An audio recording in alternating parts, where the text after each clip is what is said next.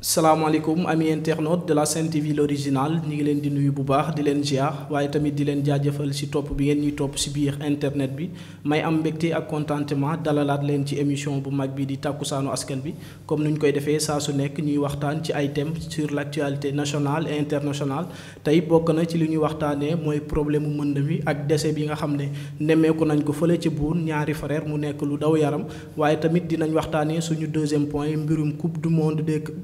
bi nga xam ne dañ koy amal novembre fële ca Qatar 2022 ak trophée tour bi nga xam ne andiloon nañ ko le président de la République son excellence Macky Sall suñu jógee ci loolu rek jëm suñu troisième point ak suñu invité bi ñu fiy dalal di Ibrahima Sall moom sax nekk président bu ASRED balaa loolu rek ma bàyyi sama naataango Sall mu nuyu Sall maa ngi lay nuyu bu baax di la ziar.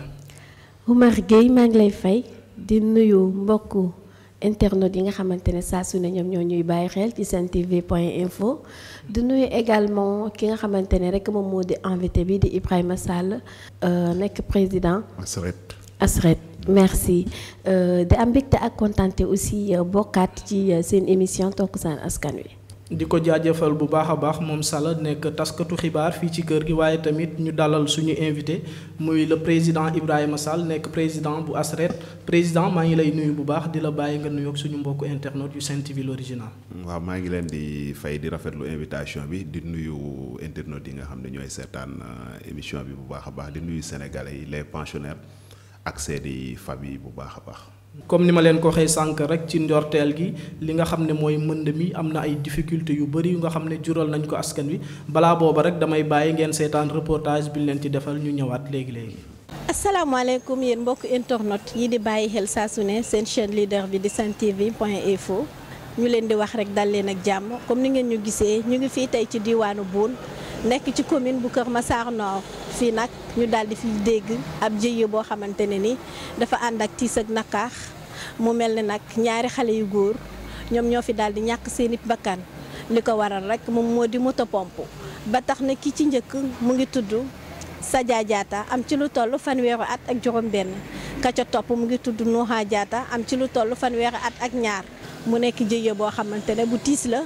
ba tax na dañuy xuus rek ànd ak yéen ñu daal di nemmeeku ana lu waral lu ni mel. waaw affaire bi nu mu demee maanaam dama yeewu fajar gi quoi ba ma yeewoo fajar gi nag sangu xëppoo ndox léegi après si la ma Sadia ne ma nañ jéem a génnee ndox bi quoi léegi si laa xëppoo pare après ñëw ñoom ñu démarré quoi ñoom ñaar quoi ñu Sadia ak Nouha ñu démarré quoi léegi bañ démarré léegi ñu pompe ñaari néegi ba mu des après seen néeg quoi léegi ba mu desee seen néeg léegi ñu pompe ñu jékki saa rek ndox bi di waaj a jeex quoi léegi machine bi jékki-jékki def benn masse bu ndaw ba mu defee benn masse bu ndaw léegi Nouha mu xaw a tëb léegi ba mu tëbee léegi machine bi fay léegi ba machine bi fayee léegi après si laa ñëw làmb machine bi léegi tombeeg maa ngi doon préparé pour xëy quoi boobu ndox bi jeex na ba pare quoi léegi après nag si lañ ma ne léegi non garaaw léegi ma demee ñëwaat nag courant bi def masse léegi Nouha moom moo doon sauvé kii Sadia moo doon sauvé Sadia quoi Sadia moom la courant bi jàpp Nouha doon ko sauvé quoi du mu ko doon sauvé nag courant bi xëjaale ko léegi ñoom ñaar ñu ànd daanu léegi quoi Nouha ñu xaw pompe bi xaw ko laal tuuti quoi léegi ñu taxawloo ñoom ñaar bañ taxawloo ñoom ñaar si lañ ñëwee rocc prise bi ba ñu roccee prise bi ñu xëcc Nouha génnee ko ci biir seex ñu tëddee ko si lal bi quoi Sadia ñu tëddee ko si lal bi Nouha ñu génnee ko si pene bi quoi waaw Nouha moom moo doon sauvé quoi far yàlla courant bi boole leen ñoom ñaar. ana ban appel ngay lancé ñi nga xamante ne ñoom ñooy jëfandikoo ci machine yi ngir ñuy ŋàcc. waaw comment dire ça kii maire kii Assome Diallo moom indi la ñu sax ay machine pompe mais xam naa comme lu ñu ko fotoolu quartier bi moo tax mu jëlaat machine yi yóbbuwaat machine yi mais amaana bu doon machine yooyu noonu xam nga yooyu ay machine gasoil bu doon yooyu sax ndox bi mun na bañ a bëree noonu quoi parce que ñun suñu canal yi fii soriwul quoi moo tax ndox bi day def retour moo tax du gaaw a dem quoi waaw xam naa lu ko waa quartier bi fotoolu fii moo tax xam naa mu récupéraat machine yi quoi mais xam naa bu nekkoon machine yooyu kon du jar ñu jël machine pompe courant yooyu noonu dañuy lancer appel ak nguur gi quoi buñ mënee teg loxo ñun waa ñun waa route de Boune quoi ñun waa route de Boune parce que ñun waa route de Boune ñun gëstuwuñu quoi amaana ñun gëstuwuñu quoi waaw gëstuwuñu quoi tey jii kër gi tey ñaañu gaañu fi ñu bokk ndey ak baay Macky Sall en 2011 2000 kii avant moo fa le président quoi ñëw na fii ba taxaw si digg kër gi ñaañu gaañu quoi ñëw na ba taxaw foofu mu ne si folo dina defar Boune mais boobu léegi gis ñu ko dégguñu ko wax dëgg yàlla moom fii la taxaw si digg kër gi kay si ñaañi bokk ndey ak baay fu ñu gaañoo foofu la taxaw temps yooyu lañ gën a nekk ay xale sax waaw mais dañ koy lancer appel rek di lancer appel autorité yi bu ñu mënee jàppale ñun waa Boune waaw parce que ñun amuñu mairie amuñu dara amuñu hôpital bu baax sax amuñu ko waaw bu ñu mënee jàppale daal sapeur fii balaa moo ñëw xaw nañoo sonn parce que keneen ki mu ngi doon nooy bu kii rek mais sapeur moo yéex a ñëw quoi mais noxa moom avant moo kii mi ngi doon nooy respirer tuuti quoi mais sapeur moo yéex a ñëw waaw bu ñu mënee jàppale si loolu lépp waaw yoon yeeg yooyu quoi.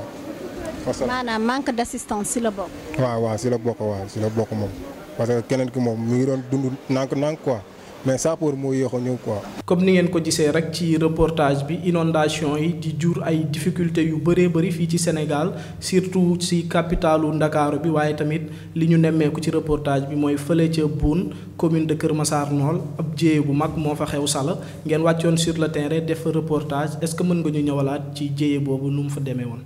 tout à fait Omar Gueye comme ni nga ko waxee inondation yi depuis bu ñu commencé ba léegi jàpp nañ ni que ni mu ngi jur ay jëye ci côté bu nekk waaye nag bii da cee raw ndax nag barki démb la jël ñaari bakkan fi nga xamante ne rek moom moo di route de Boune nekk ci commune bu Kër Massar Nord mu nekk ñaari frères yoo xamante ne ni seen ñaari pap yi ñoom ñoo daal di bokk ndey ak baay ñu dëkk ci kër goo xamante ne nag dafay inondé fees dell ak ci ndox. te loolu depuis bien longtemps la puisque bu ñu sukkandikoo ci témoignage yi depuis 2011 la kër gi commencé di ball ndox mi di génn depuis boobu ñoom ñu ngi dund ci situation bu metti boobu noonu à chaque fois chaque nawet bu jotee ñoom du ñu mën a génn dañuy obligé di dund ak ndox mi ci biir kër gi mu nekk situation bu difficile ba pare état wu kër gi rek moom moo njëkk daw yaram. puisque xam nga ndox fu mu yàgg taa boo ñëwee di nga fa fekk ay affaires yu verte ba pare ndox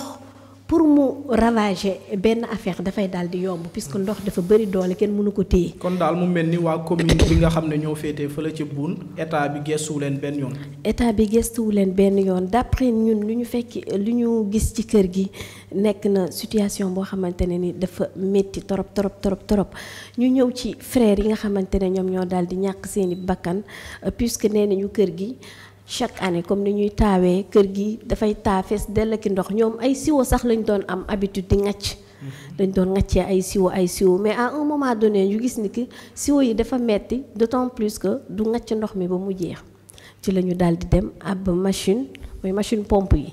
ñu daal di koy branché commencé di ŋacc yàlla def na courant bi maas leen ñu daal di ci ñàkk seeni bakkan. mu nekk lu nga xam ne lu doy waar la d'après témoignage yi nga xam ne sax jot nañ ko gis ci reportage bi. ñoom ñi ngi xam le nag le maire Assome Diatta wala boog ministre Assome Diatta bi nga xam ne moo nekk fii ci Kër Massar. am na ay moto pompe yu nga xam ne abale woon na ko ci koñ bi mais dafa mel ni rek moom da ko daal di nangu ginnaaw vote sanction bi nga xam ne amal nañ ko ci. waaw comme ni nga ko waxee mu nekk nag loo xamante ne ni neexut a wax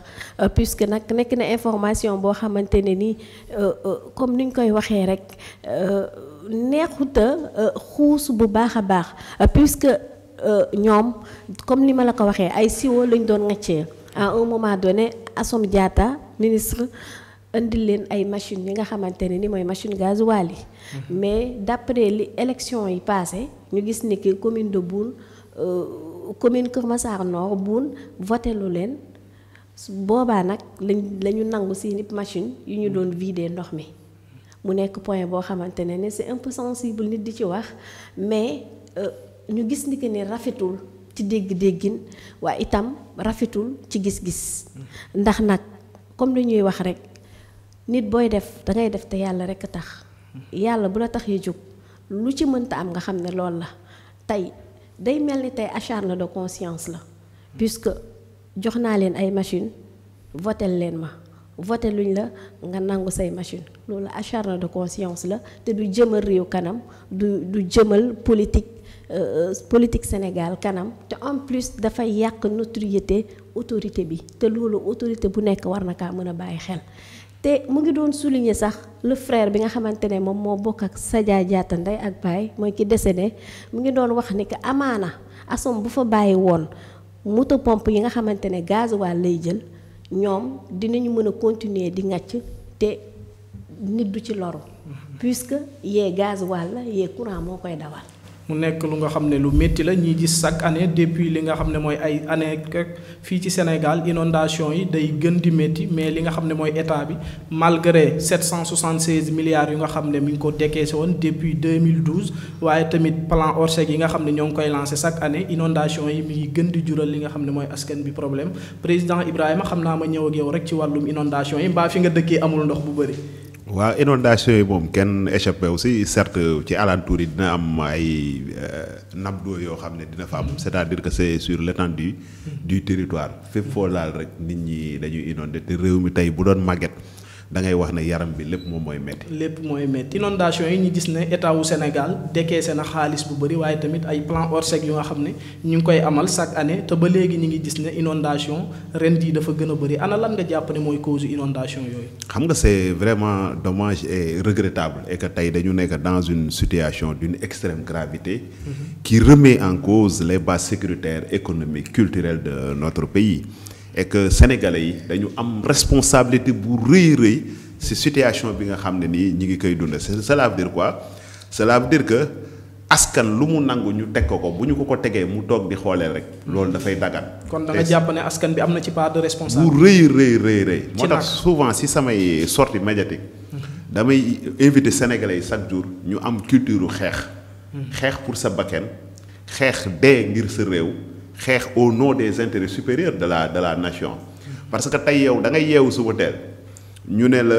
exemple rek laa joxe ñu ne la kilo soble bu doon jar 200 nga xam ne marché bu ndugg mësaan neex sax dañ la koy may 1000 francs lay jar et les gens ne font absolument rien nga yeewu yéeg oto ñu ne la yokk nañ ci passe 200 les gens ne font absolument rien fi mu ne Sénégal loolu laal di ko jënd même ba café bi doon jar juróom sax fukki dërëm lay jar et les gens ne font rien donc responsabilité boobu dama koy jox population parce que seule la lutte libère àdduna tey boo gisee démocratie yu mag yëpp avancé réew di avancé mooy ay nit ñoo mëne ay combats yu pacifiques yu légitimes au nom des intérêts supérieurs de la nation c'est-à-dire nit ñi ñoo juxee xam nga 700 et quelques milliards c'est pas 10 000 francs ou 100 000 francs moi jusque là damay wax ne sénégalais yi xamuñu lan mooy milliard xam nga milliard kenn du ko compter man def naa plus de 2500 sorties médiatiques fii ci Sénégal ci télé yëpp même ba bitim réew mais fu ma toog plateau bu ma toog boo ko xooloon début ba fin c'est-à-dire sama wax dara du ci changer mooy maanaam damay continuer di lancer un appel pour que sénégalais yi di xeex parce que man fii damay yeewu gis ñu ne nit am na ay milliards mais ay milliards boo demee ci banque kenn du ko compter dañu koy peser dañ koy poids la am ay milliards 1 milliard mooy nga teg 10 000 ay 10 000. mais est-ce que jàppoo ne xeex boobu société bi ñu ngi koy def à travers vote bi. non loolu dinañ ci ñëw xam nga tey boo tegee 10 000 francs buntu palais ba Thiès loolu moom mooy 1 milliard. 1 milliard 700 et quelques milliards 700 ñu ne la dugal nañ ko ci mbënd bi pour ut ci solution te boobu ba léegi nii dëgg la buñ ko si defee waroon nañ constater mu wàññeeku ñu ne état bi kat effort yi bu def feeñ na. caaro yi daan na taa gis nañ ne boor bi amatul ndox Tëngéej daan na taa gis nañ amatul ndox mais da ngay gis fu amul woon ndox sax léegi dafay am ndox par loolu terre bi moom moo ko impacté terre bi c'est pour des raisons purement politiques maanaam y a de ces projets yoo xam ne dañ koy teg rek pour may benn lobbying xaalis ay doomu aadama la ñuy enrichir au dos des Sénégalais et ça c'est indigeste ça c'est ignoble ça c'est inacceptable yow nga gis réew moo xam ne réew mu tuuti la 196 712 kilomètres carrés la Sénégal li fi yeewoo yëpp matul 18 à 19 millions la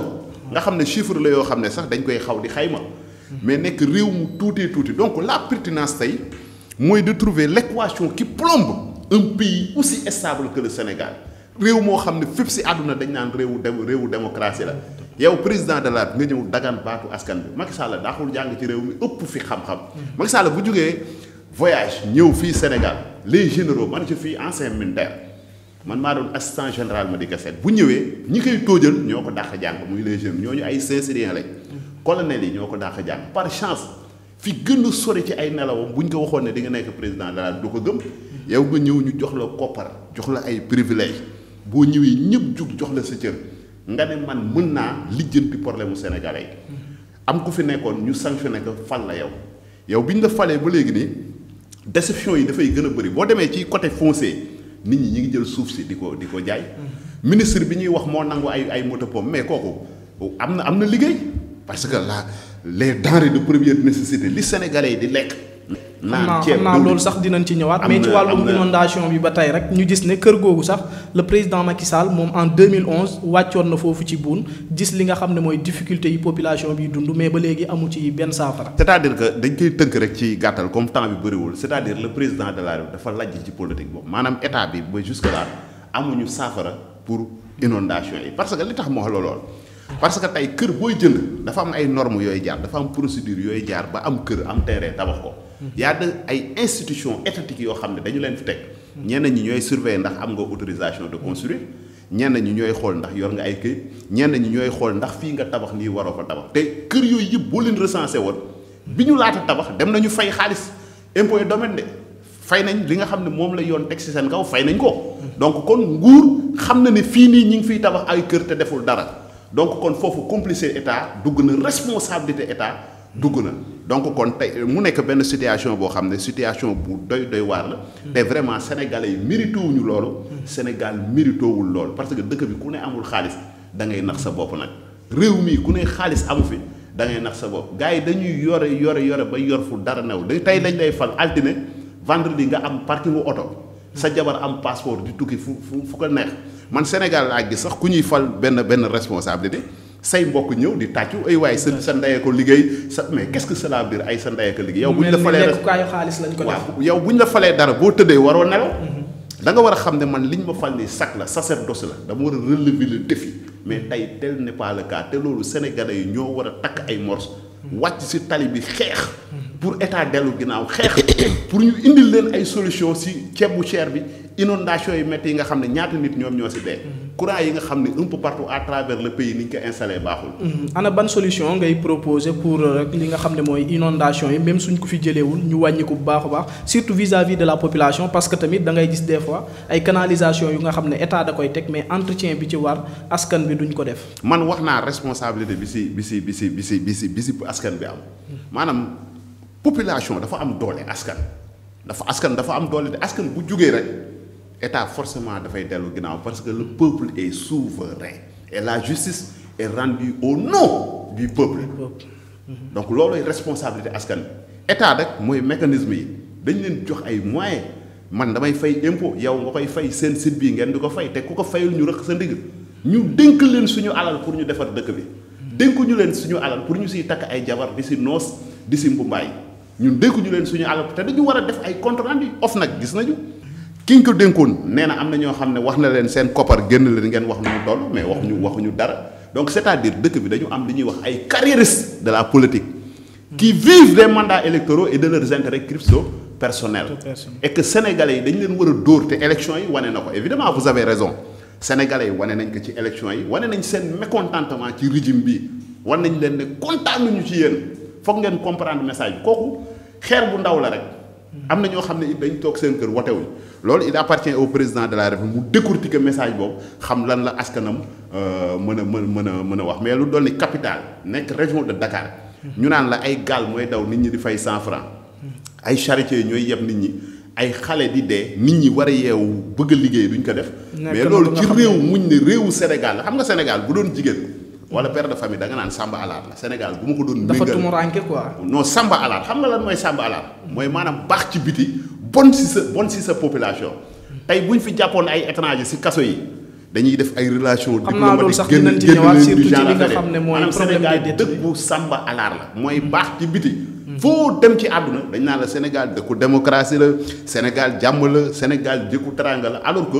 nguur gi bu ñëwee yor yatam di dóor askan bi te kenn du wax te ñu ngi leen di dóor yu metti ndax ñi ngi leen seetaan inondation yi di leen rey ñi ngi leen seetaan ceeb bi cher dëwliñ bi cher et que dëkk bi ku wax ñu jaay la doole te loolu il faut que ça cesse dans ce pays. mu nekk kaddu yi nga xam ne kaddu yu am solo la comme ni mu ko waxee rek inondation bi mi ngi def ay dégâts yu bëree bëri mais liñ ci nemmeeku cette année mooy ay décès surtout ay xale yu nga xam ne dañuy dee ci biir ndox mi mu nekk lu nga xam ne ñu ngi koy ñaawlu bu baax a baax mais aussi di lancer waat un appel vis-à-vis du président de la République waaye tamit ministère yi nga xam ne ñoo lënk li nga xam ne mooy wàllum ndox mi rek ñu jàppale li nga xam ne mooy population sénégalaise bi surtout ñuy yeewoo ci banlieue bi parce que sonn nañ trop jàpp naa ne ay moto pompe kese doyul pour ñu vider li nga xam ne mooy ndox mi mais li nga xam ne mooy état dafa war di anticiper waaye tamit dafa war di prévoir li nga xam ne mooy l'avenir ba suñu jëmee ci wàllum nawet bi rek ñu gën a defaraat li nga xam ne mooy canalisation yi mais tamit l'homme qu'il faut à la place qu'il faut ba suñuy jël suñu xaalis di ko jox benn ministre mu nekk ministre bu nga xam ne c'est un ministre compétent xam naa rek fi ñuy dem suñu deuxième partie émission mooy ci wàllum coupe mais du sëñ monde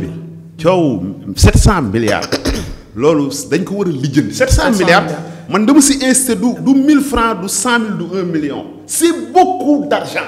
loolu dañ ci war a def ay compte rendu détaillé ba si détail bi fan lañ ko dugal nan la ñu ko dépensé ñu oo des experts ñu def une évaluation ñu joxe ay rapport jox ko presse bi ñu publier ko xaalis bi fan lañ ko dugal nan lañ ko jëfandikoo man am naa benn rakk boo xam ne c'est un ingénieur moom dama toogoon mu may defal ay calcul yu ndaw mais dafa ree mu ne ma grand gars yi nee nañ def nañ fi 700 milliards ma ne ko waaw. mais ki nga xam ne mooy Lassana mi jiite woon wàllum assainissement bi nee na 700 milliards. mais dañu ko sàcc. xaalis bi dañ ko sàcc dañ ko luubal dañ ko jëndee ay oto dañ ko jëndee ay kër dañ ko jëndee ay terrain loolu maa ko wax et man maa ko assumé dañu sàcc xaalis bi xaalisu askan bi la ñu sàcc te sénégalais yi war nañu génne manifester ne seen 700 milliards Macky Sall moomu ko. xaalisu askan bi la ñun ñoo ko moom muy suñuy impôt suñu koppar. war nañu génn ñu wax ñu 700 milliards yooyu 700 milliards bu ñu ko defee ci inondation mais tey jii bu doon par exemple 10 zones la ñu am yoo xam ne dafay inondé exemple ñu ne 10 zones yi Thiaroye Pikine Tëngéej et cetera foofu day inondé ñu ne def nañ 700 milliards. la logique dafay nangu bu at bii di ñëw ñu ne wax sa dëgg yàlla effort yi nguur gi fay gis nañ ne Tëngéej inondétul bari ñi résultat feeñ na. ñu demaat beneen année ñu ne résultat feeñ na mais yow 10 nga amoon mais léegi yaa ngi ci 20. kon la pertinence mooy fan la 700 milliards yi dugg ñi ngi laaj le président de la République ñi mu joxoon xaalis bi ñi mu dénkoon liggéey bi nañ leen auditer face à la presse face à l'opinion ñu leeral fan la ñu dugal suñuy koppar. mu mel ni audit boobu ngay wax sax ñi ngi jëm ci li nga xam ne mooy 14e législature le 12 bii rek ci assemblée nationale bi am na yenn ci ay député sax yu nga xam ne nee na dinañ porte boobu li nga xam ne mooy boobu combat pour ñu def benn enquête parlementaire rek mën a xam 700 milliards yooyu ana fan lañ ko dugal xam naa comme ni ma ko waxee sànq rek suñu deuxième partie émission ñu jëm ci li nga xam ne mooy coupe du monde Qatar 2022 mu nekk compétition bu nga xam ne bu am solo la ginnaaw Sénégal bi mu jëlee coupe d'Afrique bi nga xam ne amoon na fii ci réewum Égypte ñi ngi jëmaat ci li nga xam ne mooy coupe du monde bi nag ku ko wax xam na ne Afrique dafay dem di représenter wu ay pays yu bëri bu ci mel ni Sénégal mu doon accueillir trophée tour bi fële ca li nga xam ne mooy palais de la République nga teewoon fa sala ana nan nga dundee woon ambiance boobu ak tamit ñu andil ki nga xam ne mooy président de la République trophée boobu ban sensation nga fa gis ak lan lañ fa remarqué. waaw Omar comme ni nga ko waxee rek mu nekk trophée tour boo xamante ne ni déjà coupe du monde képp ku ko dégg rek sa xel dafay daal di dem mu nekk compétition boo xamante ne ni mun nañu jàpp ne moo gën a rëy ci wàllum football ndax nag nation yëpp ay daje mu nekk 32 ñu fas yéene jongante li nga xamante ne moom moo di coupe du monde donc du mën a tuuti léegi nag ci la ñu daal di tabb réewum Sénégal ndax ñu gis ni ki ni Sénégal mu ngi daal di def ay jéego yu am solo ci wàllum football rawatina bu mu jëlee li nga xamante ne rek moom moo di coupe d'Afrique des Nations en plus ñu toog ci lu toll at mu nekk pays ci Afrique. loolu rek. classement FIFA Sénégal actuellement moo jël pays. depuis plus de mën nañu jàpp ne depuis plus de 9 mois Sénégal moom moo nekk à la tête. yooyu jéego ci la ñu sukkandiku pour ñu indi Sénégal fii li nga xamante ne moom moo di trophée coupe du monde bi ben voilà buñ ko indee nag ñu gis ni que ne ak teewaayu autorité yu bari ku ci mel ni Fatima Samoura nekk secrétaire général de la FIFA mais aussi ñu ànd ci ki nga xamante ne moom moo di David Trezeguet nekk champion du monde en 1998 boobu ñu ngi nekk ay xale bon voilà ak suñu teewaayu autorité yi ministre des sports Matar Ba Augustin Senghor ben voilà mu nekk nag loo xamante ne ni mun nañu jàpp ne que ni dafay suqali dafa bokk ci luy suqali suñu réew puisque sport day suqali réew. puisque da ngay xool réew yi nga xamante ne ñoom ñoo ëpp lu ñuy gagné par exemple comme Afrique. mun nañu jël le cas de pays bi ñu dajaloon Coupe d'Afrique des Nations. Égypte. bokk na ci pays bu gën a développé ci Afrique ndax lan Coupe d'Afrique yi mu tegle doon jël. donc dafay enrichir surtout kii la boo xamante ne ni dafay indi koppar. ndax déjà gis nga Sénégal bi mu jëlee li nga xamante ne moom moo di Coupe d'Afrique gis ngeen koppar yi nga xamante ne dañ ko ciy récolter. même bu fekkee dañuy téye Coupe d'Afrique bi ba ñuy organiser waat beneen Coupe d'Afrique de échange lay doon. donc échange lay doon ay koppar ay milliards yu bari donc loolu dafa bokk ci liy développer réew donc football actuellement rawatina ci biir Sénégal ñu ngi ciy doog rendre compte nag peut-être auparavant gars yi dañ ko jëloon à la légère et cetera mais vu essor bu muy def moo tax gars yi gën ci mën a bàyyi xel ba tax na état bu Sénégal mu daal di def mettre en moyen beaucoup de moyens pour que Sénégal am accès ci li nga xamante ne rek moom moo di yenn compétition yi ñu mettre dans de très bonnes conditions suñu joueurs yi. ñu souligner fa quelques points avec le ministre du sport Matar Ba puisque dañoo jàpp ni que ni compétition coupe du monde du n'importe quelle compétition comme ni ma ko waxee bokk na ci dafa laaj wàccaay bu am doole. voilà dafa nekk compétition boo xamante ne moom moo gën a màgg ci football ci adduna bi ben voilà ñu gis ne que nag suñu yenn joueurs yi amuñu club maanaam am nañu club mais compétiruñu nekkuñu di jouer titulaire seen club yi mu nekk situation boo xamante ne ni c'est un peu inquiétant mais d'après le ministre des sports mën nañu jàpp ni que ni rek li am solo moom moo di boo xasee ba dugg sur le terrain ngëm-ngëm bi nga am ba tax ngay fournir ay efforts. mu nekk lu nga xam ne kàddu yu am solo la ñiy waajal li nga xam ne mooy coupe du monde Qatar 2022. président da ngay seetaan football lu bëree bëri. waaw c'est dommage que nag man du ma lépp lu jëm daal ci wàllu àdduna du ma ko def du ma seetaan football. du ma seet ñi ma xam ñëpp. du ma seetaan football du ma seetaan. doo seetaan football mais su Sénégal di football li nga xam ne mooy. deret ji des fois du ma sax seetaan. waaw temps bi may def di seetaan football daal mën naa ko consacrer si jaamu yàlla. si wirde salaatul alal nabi allahumma salli ala sayyidina muhammad. kon nga ñaanal suñu gaynde yi bu baax a baax ci compétition bu mag boobu ñu jëm ci Qatar 2022 rek pour ñu jëli fa li nga xam ne mooy trophée bi. nekk na lu seulement mën naa ci def mën naa def benn commentaire rek peut-être en tant que citoyen sénégalais kuy xool actualité.